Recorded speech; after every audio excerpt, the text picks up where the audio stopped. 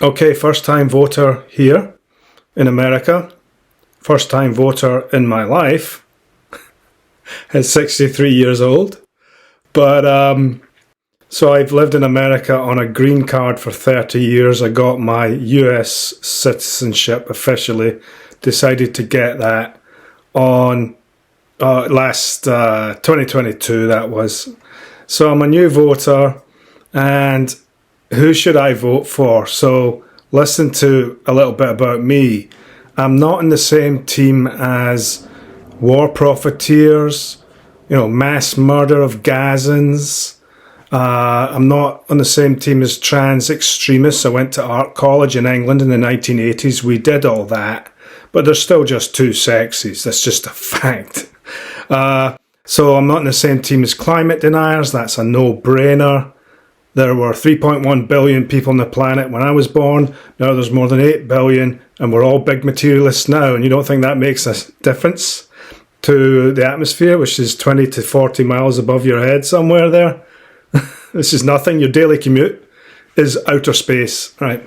So, no, climate, I can prove that. No problem. All the aspects of it. And so Russiagate, hysteria about Russiagate, when people started saying, or the news media started saying that Russia hacked elections and things like that, utter nonsense, and all this stuff about Trump being a Putin puppet, utter nonsense. Not in the same team as those nutters. Ukraine war lies, so all the lies about Ukraine, there was no 40-mile long convoy headed to Kiev. They just didn't exist. There were photos of half-mile long convoys, half-mile long, and nothing, no evidence of anything to do with a 40-mile long convoy, just made up nonsense. Russia was never trying to take over the whole of Ukraine, topple the government, and put everyone at gunpoint. So I don't vote for liars. That's the main point here. They're all liars, right, in one way or other, especially the two main candidates, right? So who am I supposed to vote for, right? So, yeah, Ukraine war lies, I could go on and on about that. Russia blew up its own pipeline. Remember that one? Yeah.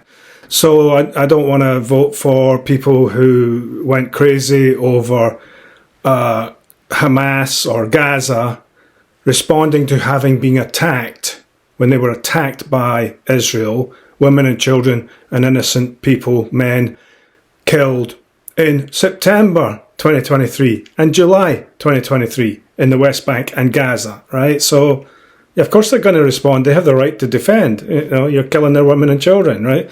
So, no, I don't, not on the same side as that. 40 beheaded babies, people who screamed all that stuff around, which both candidates seem to be pretty much on the side of Israel. They work for it, almost like they work for Israel. I know they don't, but it's almost like that.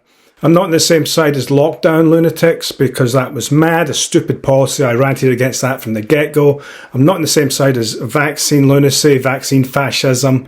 It doesn't work. It's nonsense. Vaccines are generally just propaganda. The old school inoculations, yes, the old school thing, right? That sort of works because it's herd immunity. So, yeah, of course herd immunity works. That's what it's supposed to be. You get a little bit of something and the society becomes more or less immune over time with very little bad effects. Most of the bad effects of former viruses were because of living conditions of all sorts of different things that I could go into. So, no, they don't do much. So, vampire capitalist corporations, big pharma, that kind of thing, nope, I'm against all that, right? So, big pharma, if you're against big pharma doing all these experimental therapies on people, then you're against vampire capitalist corporations, and you should say so, because that's why they're able to do those things. Because of extremist capitalism, where there's no science going on anymore. It's just corporate control of everybody. And so, I can't vote for someone who's all for big pharma or vampire capitalist corporations, which they all are, the candidates are, right?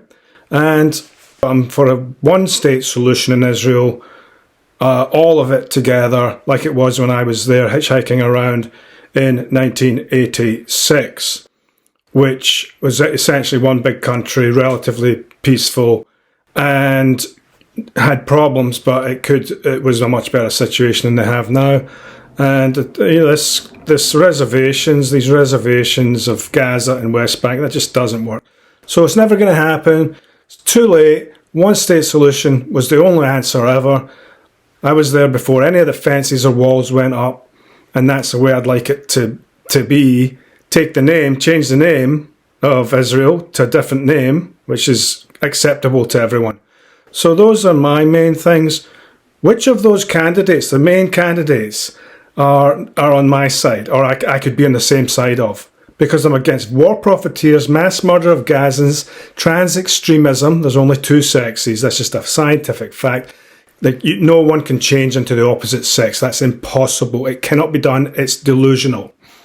Climate change is a no-brainer, right? Ask me about it, right? Russiagate, hystericists, I'm against all that nonsense. People claiming blaming Russia for everything. Ukraine, war liars.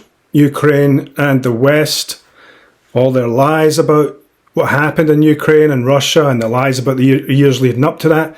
I'm against lockdown fascists, vaccine fascists, vampire capitalists, corporations, big pharma, and I would have liked to have seen peace in Israel, but it's a quagmire now. There's no way out. So who am I supposed to vote for as a first-time voter in America? I'll probably vote for Jill Stein.